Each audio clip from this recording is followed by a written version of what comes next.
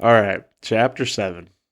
Welcome back, folks. Chapter 7 here of Mistborn. We are going to be talking about everything chapter 7. If you haven't read chapter 7, go ahead, pause this, go read that, come back to us, hit play, listen to us talk about it, and then you'll be all good. Then you'll be all good. So, yeah, everything will be right in the world. So we've got our snack, so let's jump into that. So we've got a new name here, Rashek, a tall man, and he is a terraceman.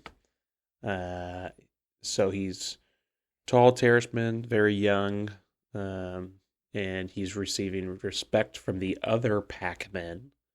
Uh, Charisma, women would find him attractive and kind of a rugged way. Um, and you know, it's kind of interesting. We see here that this guy has never seen Klinium, Millennium. Khlennium, yet he curses the city, and that he doesn't know me. Yet I can already see the anger and hostility in his eyes. So, um, a lot I feel like in such a short little kind of passage. I feel like we're learning about the city Clinium, um, and we're learning more about the people of Terrace in the mountains, the Terrace men, and how I think we had heard in one of these other snacks that this person, who I now believe to be the Lord Ruler that we're talking about, um, that's my opinion. He says, I think he said in one of these last snacks that he wanted to find some Pac-Men maybe for the journey, Mm. and so now I think that's what we're seeing here with Rashek, and so clearly thinking, it's making me think of Nepal or Tibet, and making me think of Yeah, that's the Sherpas in the vibe. mountains. It's That's a the good vibe I vibe. get. And obviously, this guy, Rashek, is super mad, hasn't seen this city, I guess, that they're trying to go to, but he definitely has some anger in him, either about the city or about this guy that he's taking there or something. It's not very clear, but such hatred is what we're seeing. So I don't know. It's a good snack. I love it. Pretty good snack. But it's not satiating my hunger. I'm going to need the whole meal. So let's jump into chapter 7. Yeah, let's get the Uh, next bite of metal. yeah. Healthy. It's healthy. Um, Eating lead's healthy. And so we're jumping in here. So if you remember in chapter 6, we left off with Kelsier's brother Marsh showing up. We are in Clubs's shop. Up on the top level of the shop, everyone's cleared out of their room for the meeting, and except our favorite gal, Vin, is hanging back. She is pretending to walk down the hallway with everybody else, but has really um, come back standing at the door listening to what's going on inside, and that's where we're kind of getting some of these details. So, you know, Marsh, we're learning a little bit about their backstory. It talks about Marsh's attitudes having changed quite a bit since, basically since Kelsier was last around 3 years prior. That Marsh had always been one that to be very passionate about his work. And Kelsier really can't believe that Marsh gave up being the leader of the rebellion. So, we're finding out Marsh was the leader of the rebellion, and um, obviously he is not anymore. That is now. And oh, wow? I can't even. Why am I blanking on what's his name? Eden? Yes, Eden. So Eden's leading it now, which I think is an interesting callback to last chapter 2, where he was like so excited to see Marsh, like almost Right. like Eden isn't prepared to lead the people. He doesn't really know what he's doing, and he's like, "Oh, Marsh is here. Everything's going to be okay." Yeah, right. So, oh, you're taking it back over, Marsh, right? yeah. He seems definitely revered, at least by Eden. So, Sure. but I guess not everything stays golden, and Marsh's passion has dimmed here. And they kind of look each over for a minute, and um, Marsh throws something down. Kelsier picks it up. It's a piece of paper. It's like, "What's this?" And Marsh is like, "It's the men you killed." So this is in reference to his outing the night before uh, to one of the manors in town, where he killed a bunch of the servants and the guards and all that. And so Marsh is super upset about it. He's saying that they were men. Some of them were even ska. And Kelsier's like, "Yep, like they." Like, what's the difference? Like, if they are working for the nobility, then they're working against me, and like they deserve to die. Essentially, is I feel like the vibe we're getting, and um, Marsh is like, "How can you do something? How can you be so blunt about this?" And Kelsier says, humor is really the only thing that he's got left, along with his determination. And Kelsier is like, "You should be happy. Like, you've been telling me that I should be doing something worthwhile for years and years, and like here I am trying to do it." And Marsh's like, "You're not trying to help." um and Kelsier's like, "Okay, then why'd you even come, Marsh? Like, if you don't believe me, then why are you here?" And Marsh wants to know. He's very upset, still cooking on this. Like, how dare Kelsier basically dedicate his time to, quote unquote, overthrowing the empire for what Marsh believes is Kelsier's own financial gain. Marsh doesn't think that this is like what Kelsier's planning is actually for the people and for the ska, and that it's really just for himself. And then Kelsier goes on to just say, like, like that's not what this is about. You know, like I've changed, and it's kind of just tries to get Marsh to see that a little bit. And Kelsier is like, "Okay, think whatever you want." And I thought this was an interesting tidbit. Just like we have Clubs' shop here, Kelsier references Marsh's shop. And is like, "Hey, why don't you be a good little boy, be a good little ska, stay in your shop, out of trouble, Marsh. Like, if that's where you want to be now, that's fine." And Marsh is kind of very reserved here. He's like, I've kind of come to terms with our situation. Like, we've tried for year after year after year, the rebellion to make a difference, and that that the Lord Ruler, like it's basically doesn't even affect him. So, Kelsier, uh, fun self. I guess put down whatever about, like, being an annoyance is something that he's very good at, is what he says. Like, "Oh, we're just a mild annoyance to the Lord Ruler. Perfect. That's all me." Yeah. And Marsh is like, "This isn't about the Lord Ruler or anything. This is about revenge for you, Kelsier. You're." And Kelsier's like, "Nope, you're wrong." And Kelsier's like, it doesn't matter why I got into this. Like, I need someone to help us. I need someone to infiltrate the ministry for us. Like, if like this plan's not going to go anywhere if we don't discover how we're going to, like, keep an eye on the Inquisitors." And Marsh is like, "Oh, really? Like, you want me to help you?" And Kelsier's like, "Well, that's why you came here, isn't it?" And Marsh, I think, reminds Kelsier here, that, like, people are different, things have changed, and other people are gone.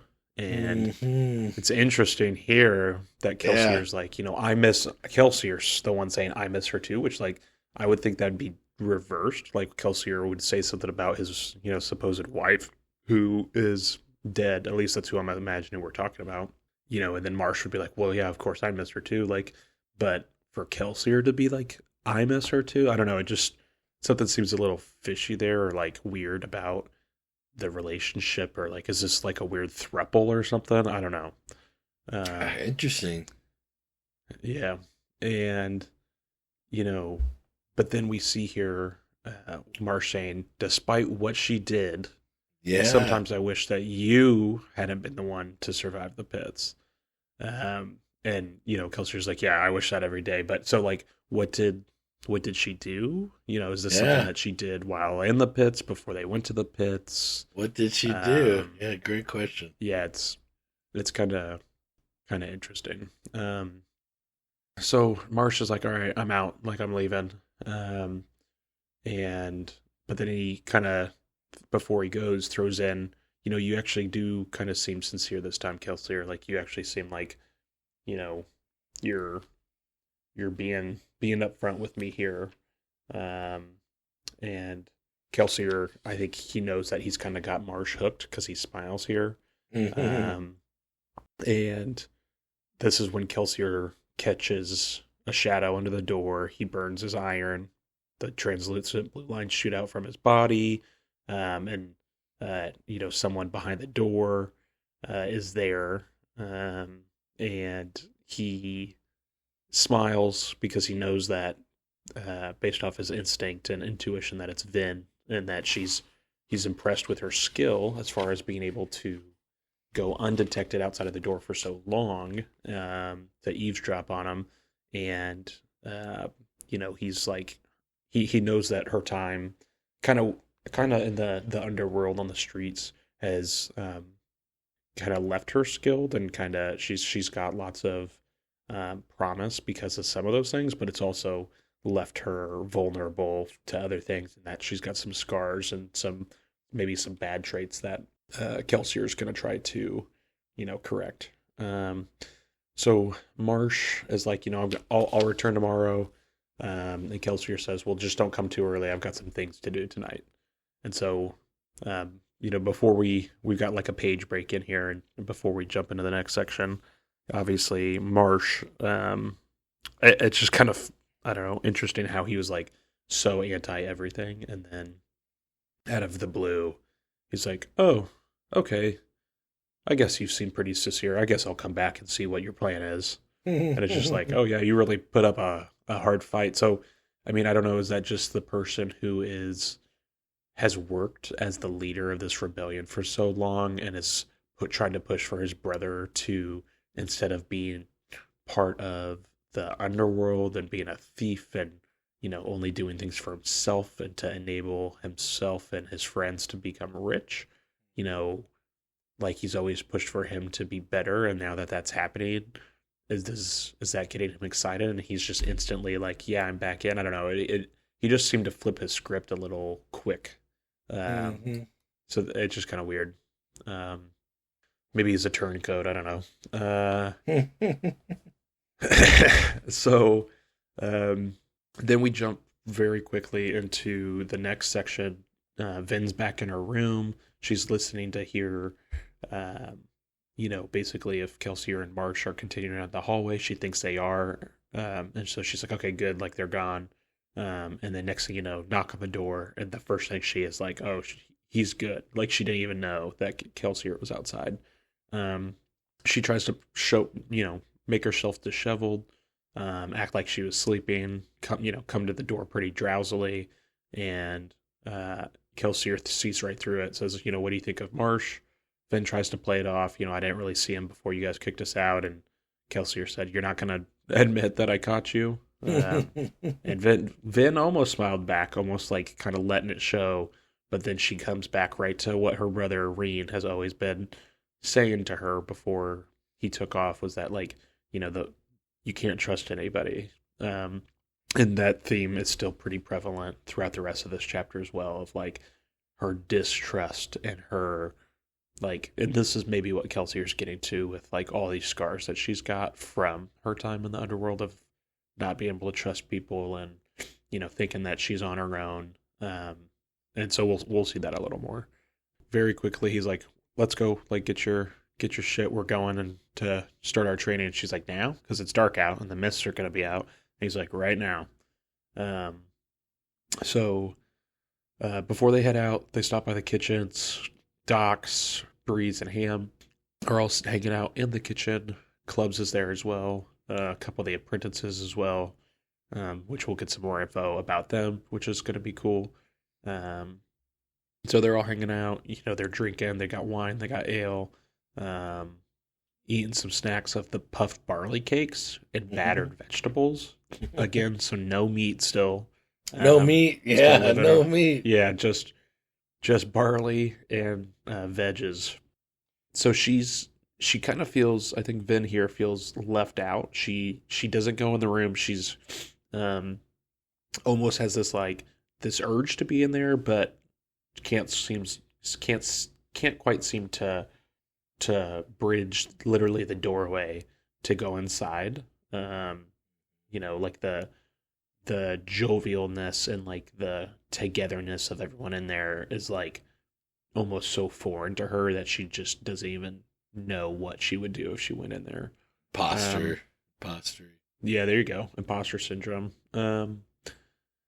Kelsier comes back. He's got a present for her. It's a Mistborn cloak.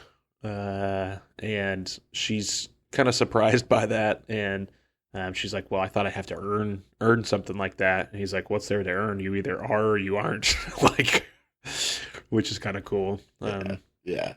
And so I think Kelsier is definitely playing into like he knows again that she's got these scars and he's working on her. I think he's like trying to, obviously he's getting ready to show her some things. He's giving her gifts, like bringing her in. And I think that this is all part of maybe his plan to kind of win her over and get her to see that there's a different side to people. So she throws on the cloak. It feels good. He hands her some glass vials with medals. Tells her to drink one now. Keep the other one for later. She tucks it in her belt pouch. And Kelsier talks about how he's going to have some new clothes tailored for her. That she'll want to get into the habit of wearing things that don't have metal on them, which we know from, I think, 2 chapters ago, when the assault, when Kelsier did his raid and he was pulling on people's everything, whether it was Keep Venture. Yeah, it was. We saw how the metal can work against you if you're wearing it. Right. And and then Kelsier kind of makes a comment of like, if Finn's feeling daring, that they'll get her some women's clothing, and she kind of blushes and he laughs about it, but he's like, I just teasing here, but like you're getting ready to step in this new world because she is going to be the one that's going to infiltrate the nobility and kind of be the new,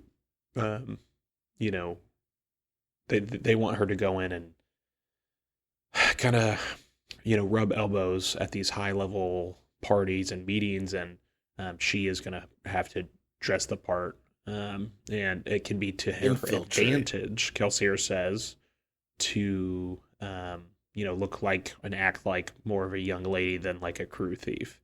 Right. So she kind of nods understandingly, and they both step out into the mist. She like takes a big breath before she steps out because clearly she's uncomfortable here, and the mist's all around them. And Kelsier's feeling very confident despite that. And Kelsier's first lesson is about attitude and the mist here. And so, he said, like, we're not going to talk about Alhamacy to start. It's all about your attitude. The night's ours. The mists are ours. This is our time. It belongs to us. And, we know from previously and from here that everyone's avoiding the mist ska, but we're even seeing here that, like, thieves, soldiers, like, they'll go out if they have to, but they fear it.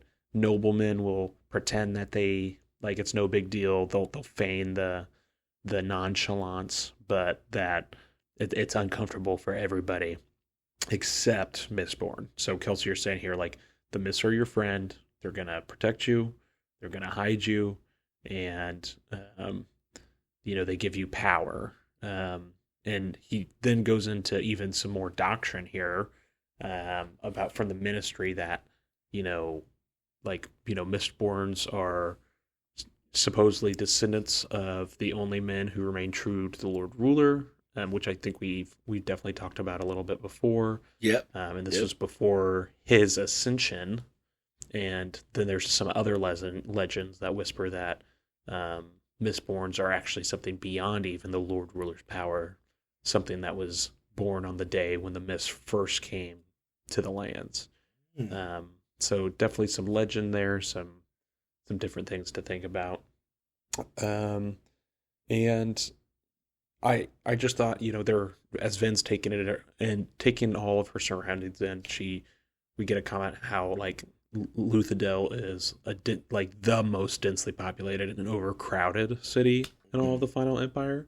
Yeah. So, I can just imagine like the streets and the slums brimming with people, and the sky, like it's not the nobility that are crammed in here. Like it's got to be the subservient class, at least in my mind. That's what I'm thinking.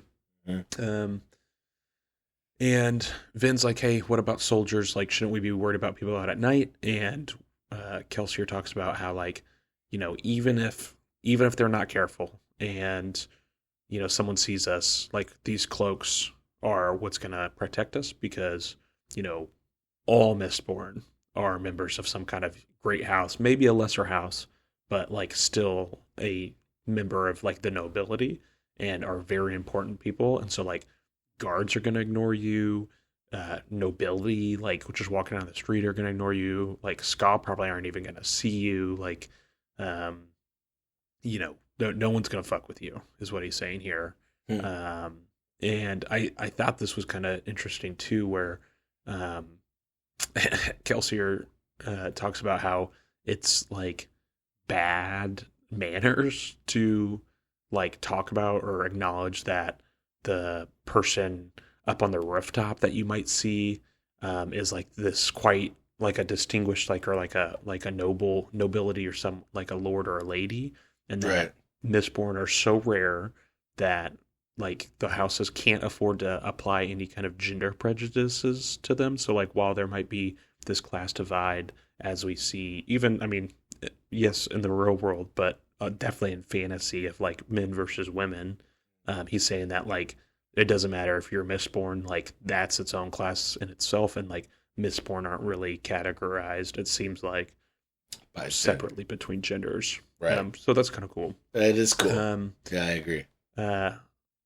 Mistborns are super, like, the secret of who they are guarded. Like, if you work for the nobility, they want to keep who in the, like, who in that nobility is, like, family, or like who that works for the family is a Mistborn secret, and, like, it's a topic of gossip. I can just see them at their, at their parties and balls, like standing in corners and be like, oh, is it her? Is it him? Is it, right? Exactly. Just kind of a fun way to kind of get into what that class is, like, what's important to the people. Right. Yeah. So exactly. Kind of cool. So, all right. So Kelsier jumps into his lesson here, because he's now gonna teach her, and he says, "Hey, can you feel the metals that you took?" And Vin was kind of like, "Oh, now I kind of feel 8 sources, where before, when they tested her, she only felt 2." And she's realizing that the amount of each metal in her now far surpassed what she even downed when, like, during the test. Like, that kind of paled in comparison to what's coursing through her system now. Yeah, she got a full dose. Yeah, oh yeah. And Kelsier's like, let's start burning these, and he has to explain what burning is, and that, like, that's what they call using the metal up.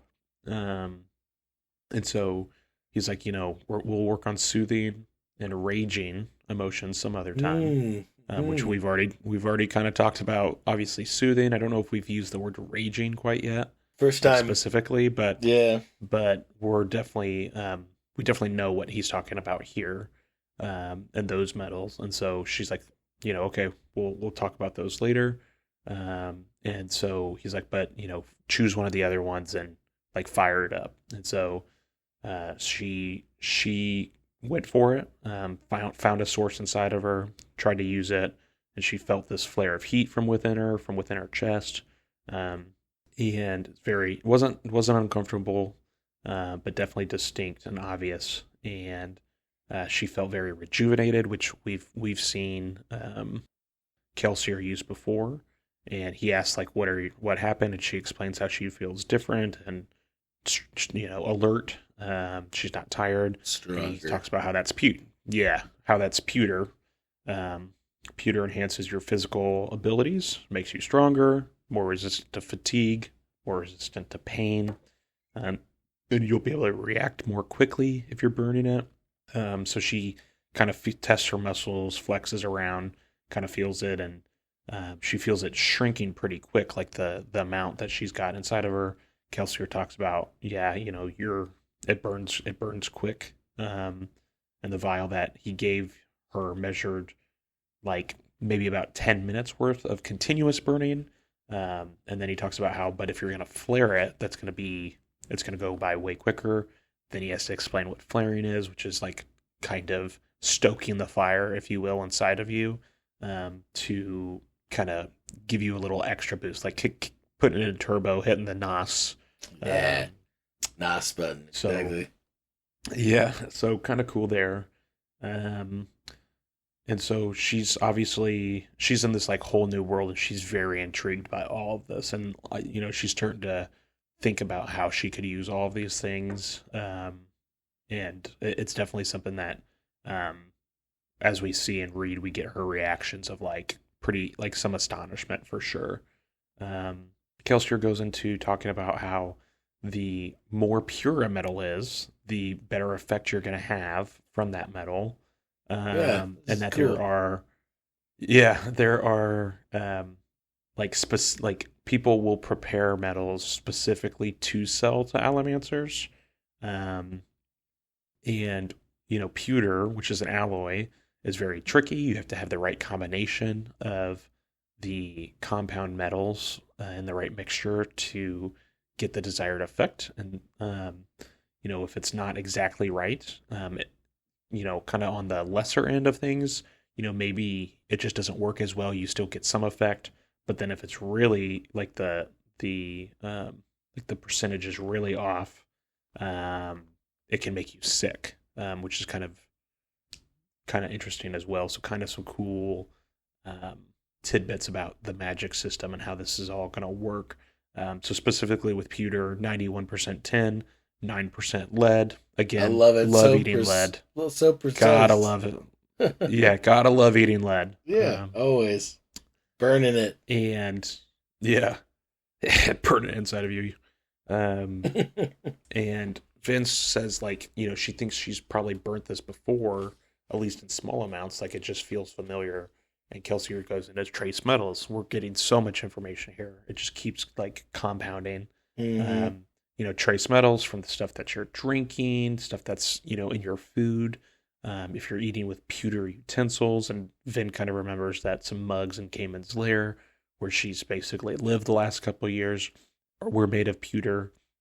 And maybe that's how she's getting some of that metal in her system and where she would have had access to it before. So Kelsier talks about how there are like a pairing of metals in her system, like the reserve metals that are kind of in pairs, and that there should be a pair attached to pewter that's linked. And he calls these, or we've already discovered that with the emotional metals that we've talked about before, and that's specifically in reference to like raging and soothing. And so we kind of know that those can be linked, and he's saying find the link for pewter in you. And so it takes her a second, and she's like, I see it. And Kelsier goes into, there being two metals for every power. One pushes and one pulls. the second, so the pole is usually an alloy of the first metal. For emotions, the external mental powers, you pull with zinc and you push with brass. And now we've just used pewter to push your body, which is an internal power. And Vin says, "Oh, like Ham, he burns pewter." And Kelsier says, "Yep, he's a thug." Pretty crude term for them, but Ham's not quite like the rest of them. He kind of stands out, but yes, Ham, like Ham that is stands what. out for sure. Yeah, he's not just a dumb strong guy,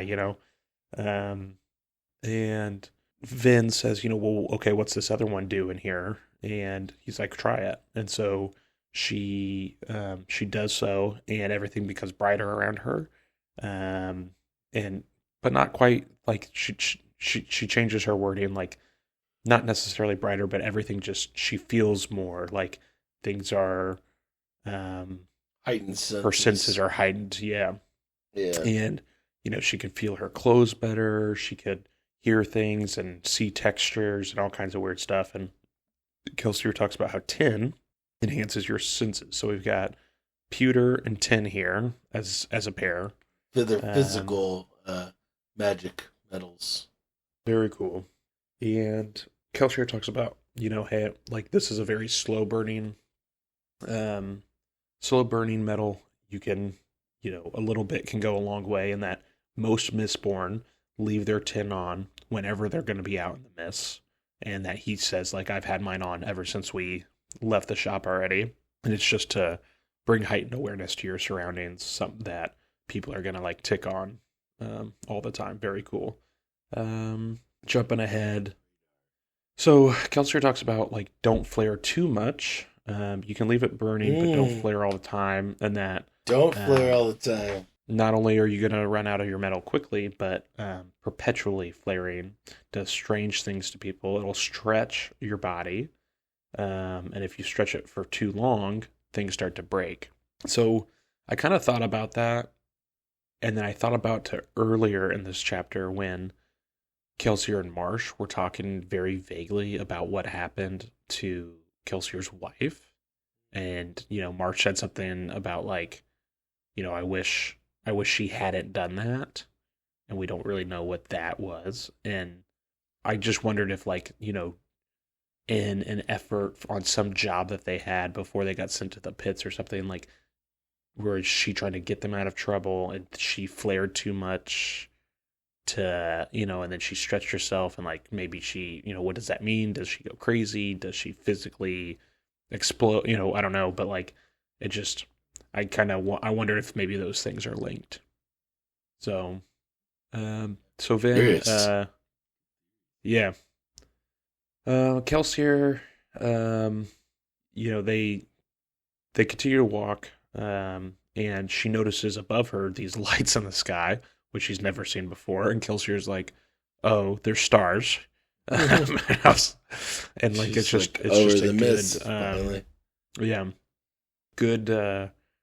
good to see that, like, we not only with mists but also with ash and all this stuff that's stuck in the sky, like people just don't see the world around them like it actually truly exists, which actually really reminded me, spoiler alert for anyone who is watching the show Silo. So you turned me on to Silo on Apple TV, yeah, and like the people there don't know what the lights in the sky are. yeah. And Kelsier here talks about how, like, the Lord Ruler has tried really hard to crush memories, because Vin's like, how do you know that that's what they are? How do you know what these things are? Right. And I just thought that was kind of a interesting comparison to something that I've watched recently with Silo, which is a great show. Sure. I'm on the second season, and it's crushing right now. I love it. Good. So good. All right, so Kelsier's like, let's try another one. Vin, tries, and next thing she knows, she like gasps because all these blue lines are shooting out from her, and she's like, what the fuck? And Kelsier like pretty much figures out what's going on, and he's like, "Yep, go ahead and just leave that one and its partner alone. Like we're gonna get to it. Kind of complicated. Let's come back to it." And Vin tries to like ask questions about it, and Kelsier's like, "No, like I we'll get to it, I promise. But go ahead and let's jump to the last two, like the last pair." So she go ahead and does it, and she feels a strange vibration through her body, and it's kind of pulsing, and they seem to be coming from Kelsier. And she looked at him, and he says that's probably going to be bronze. It's an internal pushing metal. It lets you sense when someone around you is using allomancy. Mental pushing metal. Yeah, right. Oh, mental. Yeah, mental pushing metal. Internal mental. So seekers like Marsh use that kind of metal. It's not.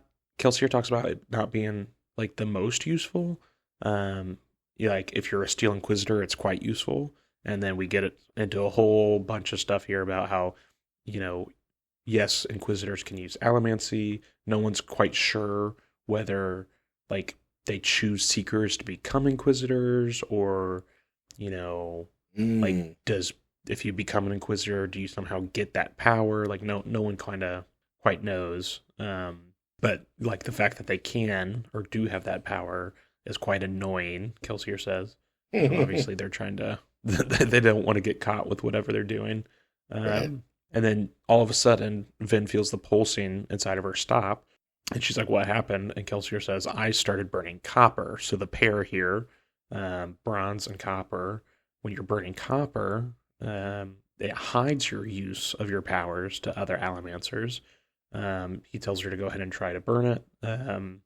But like nothing's really gonna, like she's not gonna feel anything when she's burning it. It's just gonna obviously disguise her and camouflage her. And most, like if you're ever in, what am I trying to say?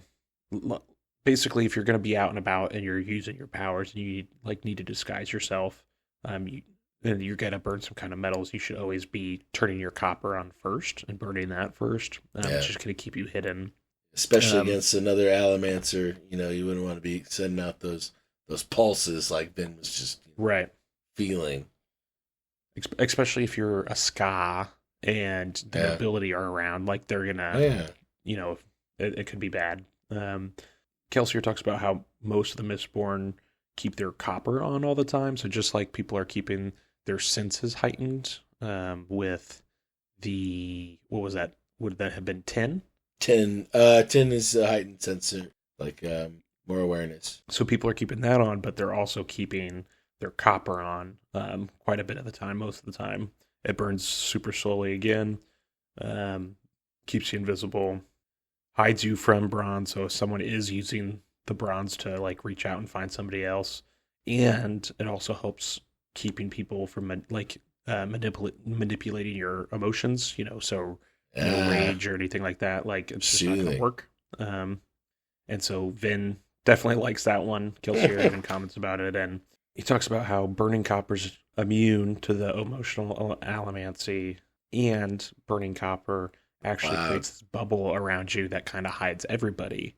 So it's copper cloud, hides anyone inside of it from the senses of any kind of seeker. It's not going to make them immune to emotional allomancy like it will you, but it is going to prevent people from knowing that like anyone in this cloud is, burning metal. More tidbits about that, like, if someone in their group is noticed, they can basically run back to the lair and disappear because there's going to be a copper cloud around the lair, and it's also a good like class, smokers, like you, right. So Vin talks about that with like, if you're so worried about finding a good smoker for the crew, like, but you can burn copper, well, what's the point? And Kelsier just is like, well, I can do it, but I have to be other places. And that when you find a good smoker, it gives you like, it's kind of known that like you get to use their lair, their hideout, you get to use that. Like they are going to have a rotation of smokers on duty, like different people burning it. That way, like at all times, all hours, like the hideout is covered.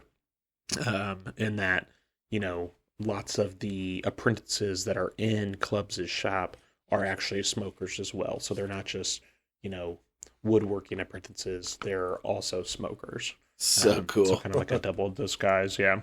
Super cool. Whew. Fun one. So, Vin definitely likes the idea of copper, but she likes the idea of protecting her emotions more. That's what she's kind of drawn to there, which again plays into the fact that she's so emotionally kind of damaged from her upbringing. And so then this is where we finally get into the last two medals, where Vin is she gets into that distrusting phase again of why is he hiding this one from me? They say that's got to be the strongest one because he won't tell me about it. Even though he was yeah, just let's just do that one last. And she's but I got to do it because he's just not. And so she tries it, and it's these lines shoot out from her, the blue lines, and she pulls on one, and a nail comes flying towards her, and she screams and tries to jump out of the way. But it's shooting directly at her, and then suddenly something grabs the nail, rips it away, and kind of bounces back out into the darkness. And she's on the ground. That's how she jumped out of the way, and she's crouching, and she's looking around, and she's Kelsier's laughing at her, and she's what is going on? And Kelsier's yeah, I should have known you were gonna try something like that. He's it's no problem. And then she's that attacked me. Did I bring it to, she's thinking, did I bring it to life? Does it bring a medal to life?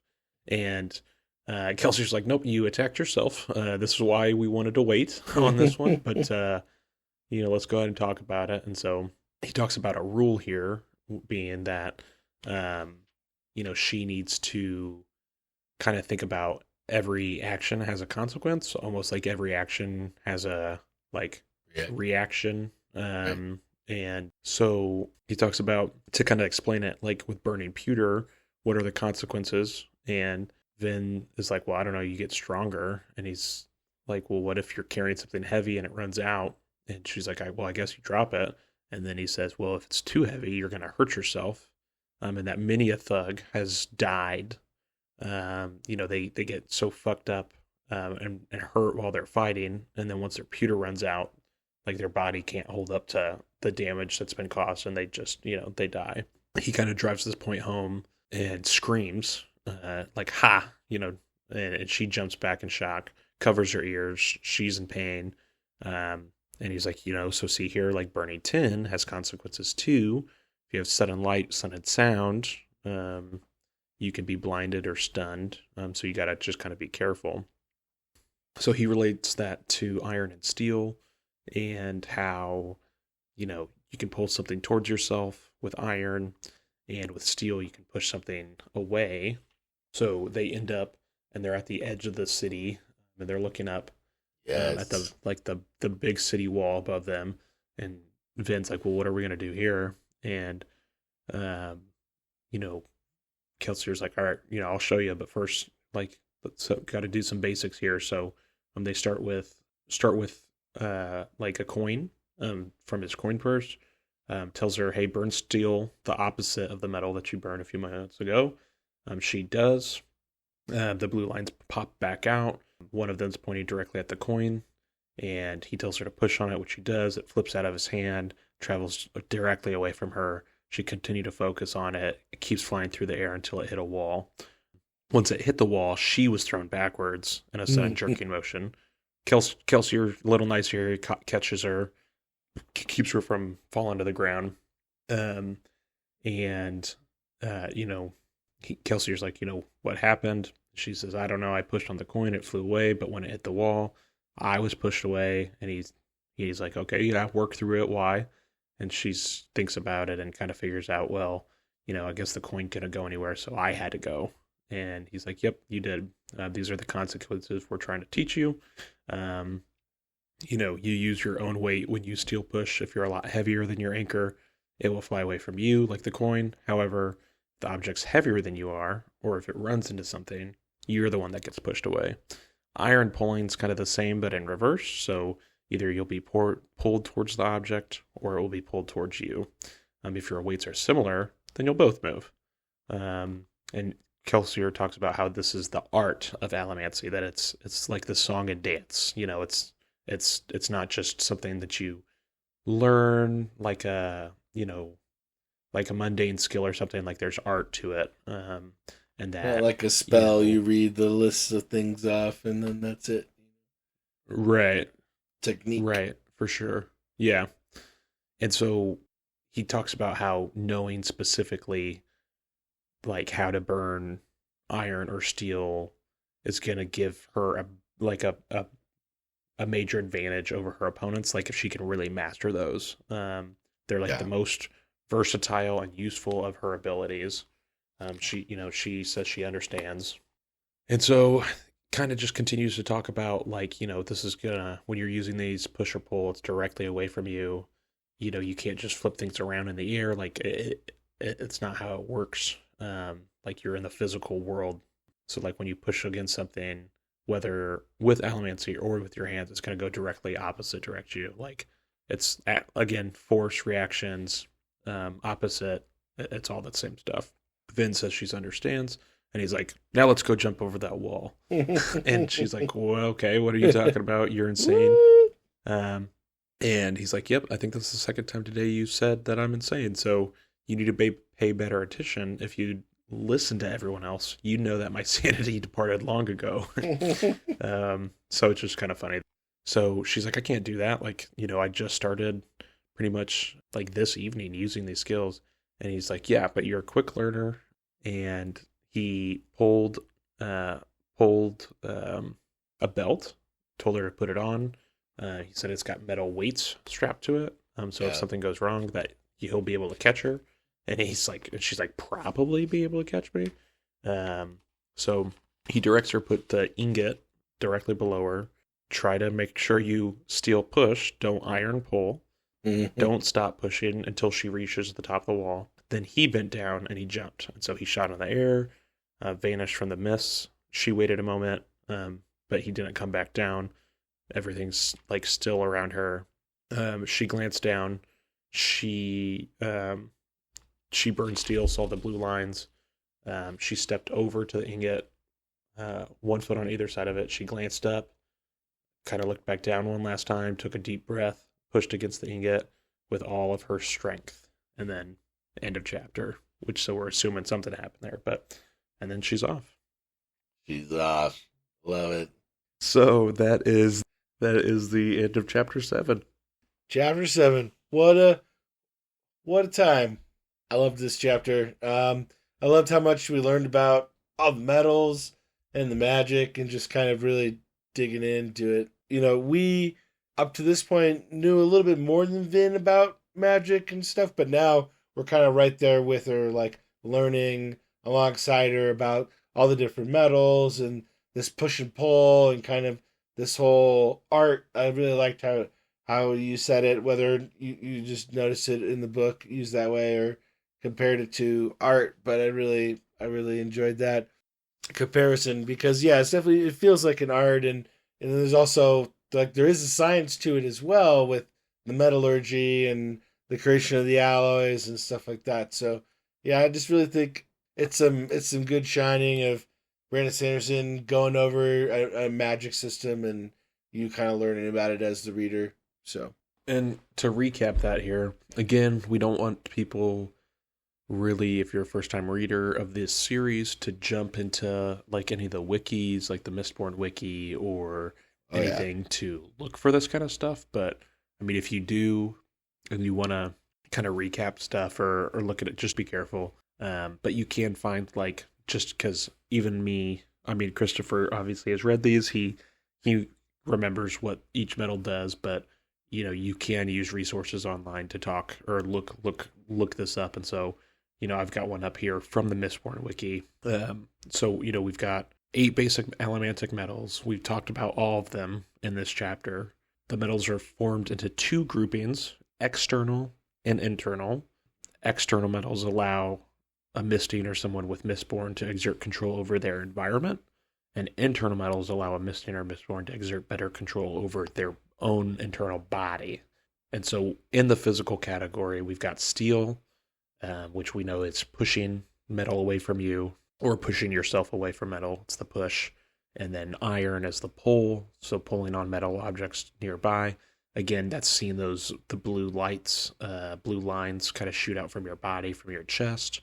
Then we've got tin. Tin here, people who are the tin eyes. That's increasing the senses, enhancing the senses around you. You can see further in the darkness, that kind of thing. And pewter here as the counter, the kind of the second one in the pair. And someone who's burning pewter is enhancing their strength, their physical abilities. They're stronger. They can have more endurance, that kind of thing. And then the 4 mental metals, bronze. So we know that bronze allows you to determine if someone's using allomancy directly near you. And copper, you can either, if you're a smoker, you create this copper cloud around you, which you hide yourself, especially from those seekers, from the people burning the bronze. And you're also, if you're the one burning your copper, you're hidden from people that are trying to mess with your emotions. And we'll talk about that with zinc and brass here in just a second. So zinc will rage, yes, and the brass will soothe. Correct. And so burning the copper, if you're the one burning it, you're not going to be affected by those.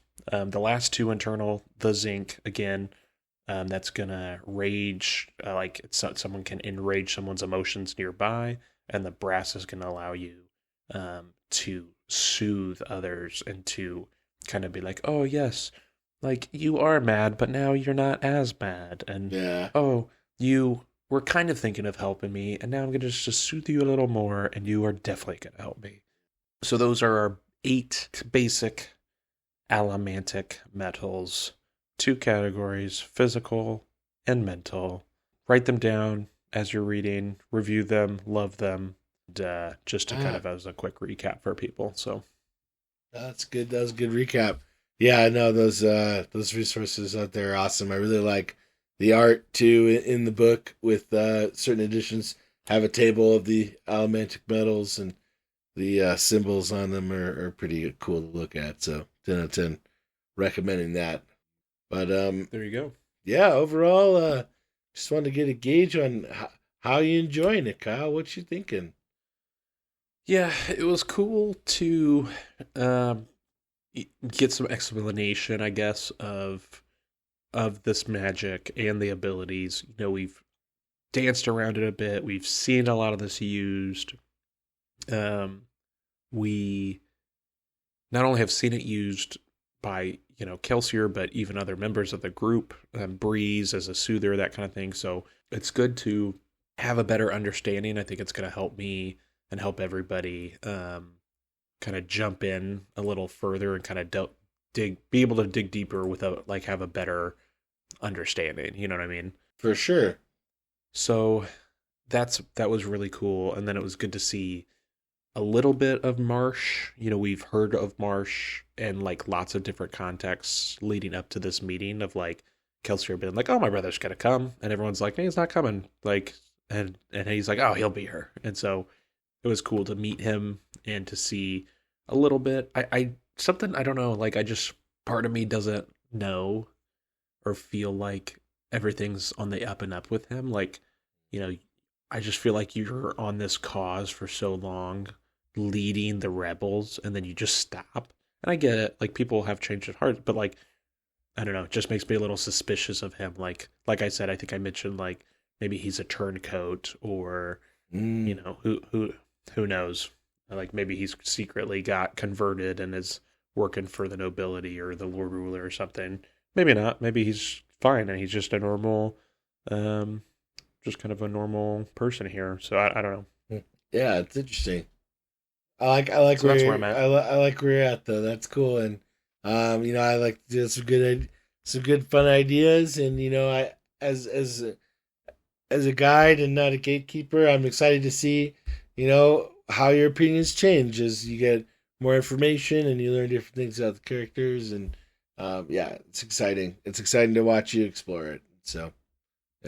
A lot of fun. Thanks, buddy. Yeah, it's been fun. I'm really excited because we read 6 and 7 back to back, and then if you listen to 6, which I don't know why you wouldn't have listened to 6 if you're now listening to chapter 7 with us. Because you're here. But I mean, if you jumped right in at 7, if that's where you're finding yourself for the first time in our podcast, we were together, and then Thank you. we're able to actually record 6 together, which was cool.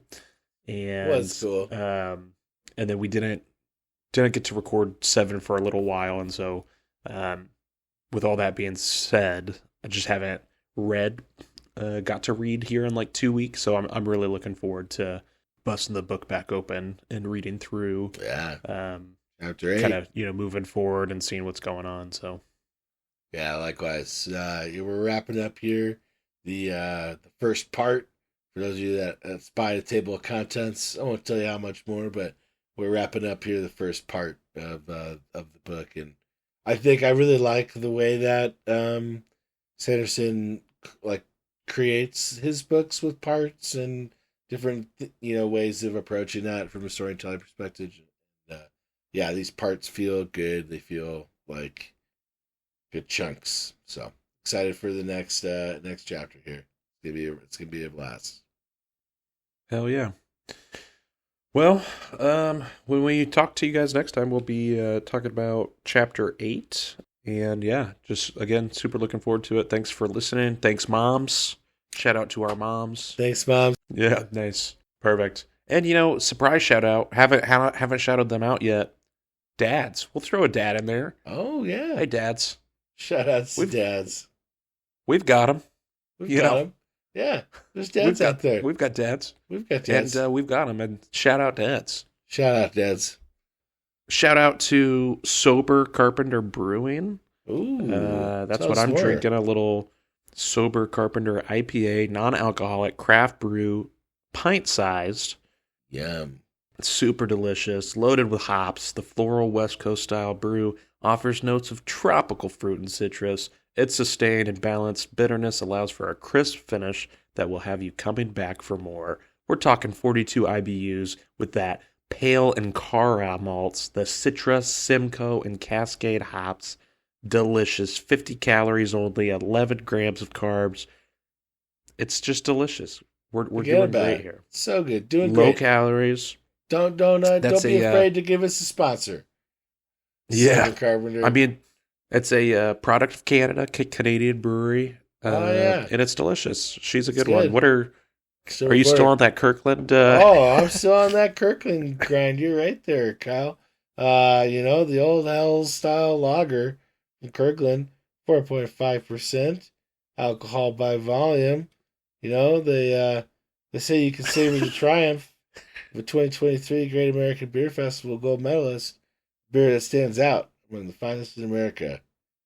So 2023 gold medal winner, Munich style Helles, which is very Helles, very, very tasty and refreshing style lager.